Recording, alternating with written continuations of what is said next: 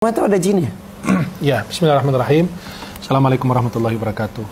Setiap rumah itu ada penghuninya, dari manusia maupun dari jin. Kalau nggak ditempati manusia, pasti ditempati jin. Karena mereka itu di setiap rumah pasti ada jejaknya. Kalau nggak di WC, di ruangan-ruangan. Maka banyak orang sekali yang merasakan ruangan nggak nyaman, panas, walaupun AC segala macam, tapi kok hawanya nggak enak, kok hording gerak sendiri dan tidak ada angin. Kemudian ada piring pecah, ada suara orang teriak, ada nangis, ada barang diseret gitu di atas, atau orang kayak ada dengar suara langkah kaki orang di lantai atas. Nah, itu dalam Islam itu sudah diajarkan cara meruqyah rumah tersebut, atau bisa dirasakan juga di kantor. Bukan hanya di rumah, di kantor, di manapun kita berada, di hotel dan lain. Jadi mereka itu menunjukkan keberadaannya itu dengan tidak menakut-nakuti. Tujuan mereka untuk kadang-kadang menakut-nakuti, kadang-kadang lagi iseng.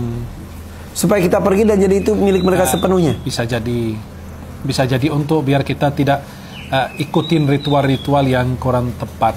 Seperti diajarkan kalau masuk ruangan begini, kamu ada ritual ini apa enggak. Sedangkan itu Islam tidak mengajarkan, cuma mengajarkan beri salam ketika makanya kita datang harus assalamualaikum. Betul. Walaupun nggak ada orang, tetap memberi salam juga. Kalau ada yang jawab? Kalau ada yang jawab itu berbahaya. Berarti ada orang. Waalaikumsalam gitu. Maka kalau ada yang jawab itu berarti ada manusia. Kalau nggak dijawab berarti ada jinnya. Nah, bentuk rumah itu menentukan nggak, atau bahan dasar rumahnya? Misal ini kan joglo, kayu-kayunya kayu-kayu lama, bisa 100 tahun lebih. Ada kayu-kayu lainnya. Apakah jin tersebut suka dengan bahan dasar tertentu? Misal ada yang suka tembok lembab, ada yang suka kayu tua, ada yang suka apa gitu? Tidak, dia suka dengan isi rumah, banyak patung-patung, atau tidak ada zikir di dalamnya, tidak ada yang sholat di dalamnya, tidak ada yang ibadah di dalamnya, tidak ada yang baca Quran. Jadi itu jadi tempat tinggal mereka, atau tempat dia mereka disukai. Apalagi makin jauh dari Allah, makin mereka sukai tempat tersebut. Ya, maka kalau di rumah merasakan hal demikian, itu kita punya cara untuk meruqyahnya. Caranya? Kita juga akan praktikkan untuk teman-teman. Ayo Kak Irfan, kita di situ biar kita mempraktikkannya. Dan itu tidak perlu manggil ustaz, tidak ini perlu gerak sendiri loh barusan. Nah, itu karena Kak Irfan berdiri. Betul. Nah, ini kita sedang berada di salah satu ruangan di rumah kita, dimanapun. Yang penting boleh dilakukan di semua ruangan kecuali satu, kamar mandi. Kenapa? Karena kamar mandi itu kan nggak boleh baca Quran. Tidak boleh, tapi bukan dari luar boleh buka pintu kamar mandi, kemudian nunjuk membaca ayat Al-Kursi. Karena kamar mandi bisa menjadi salah satu pusat juga ya? Betul, maka kita minta perlindungan dari gangguan jin, laki maupun perempuan. Ini di salah satu sisi di rumah joglo, ada akuarium laut, ada ini cerminnya, cermin tua. Ini sudah tua, udah. Sebelah kanan dan kiri masih muda. Masih muda wajahnya, usianya tua, itu saya dan istri. Masya Allah. Gitu. Jadi gini, ketika kita mau meruqyah kamar dimanapun kita berada, pertama kita tidak boleh ada rasa takut. Kalau kita takut ya nggak bisa apa-apa. Itu pertama, harus kita yakin sama Allah. Kemudian yang kedua, kita mengambil wudhu, berwudhu lebih dahulu. Kemudian kita masuk ke ruangan dalam kondisi wudhu. Kalau ada patung-patung kita singkirkan dulu. Nah, nanti kita contohnya menghadap kiblat.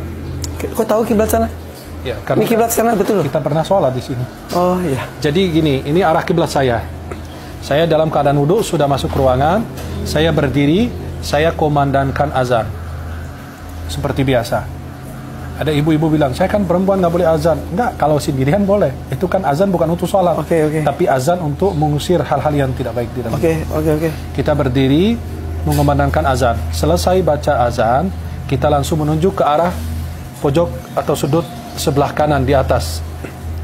Baca, Allahu la ilaha illa huwal hayyul qayyum.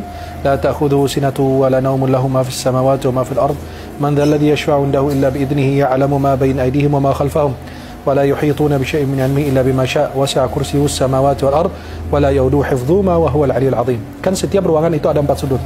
Ini sudut pertama, kemudian kita pindah sudut kedua. Nah, kita baca ayat kursi lagi. Kemudian sudut sebelah sana. Ya, baca lagi. Mulai dari kanan ke kiri ke belakang. Terus mutar. Kemudian kita atapnya kita nunjuk ke atas, baca ayat kursi lagi. kemudian ke lantai baca ayat kursi lagi. Oke. Itu cara kita memetingi ruangan. Boleh baca idza zulzilatil ardu zilzalaha 3 kali Sampai selesai. sampai selesai. Oke, itu Dan di situ aman. dilakukan per ruangan. Misalnya Setiap kan ruangan. ini ruangan ini, ada ruangan lainnya tidur. lakukan yang sama lagi. Iya sama. Waduh. Kecuali kamar mandi. Kamar Dan mandi boleh boleh di luar terus gitu aja. Ya, buka pintu dari luar sampai menunjuk, baca ayat kursi 1 kali atau 3 kali.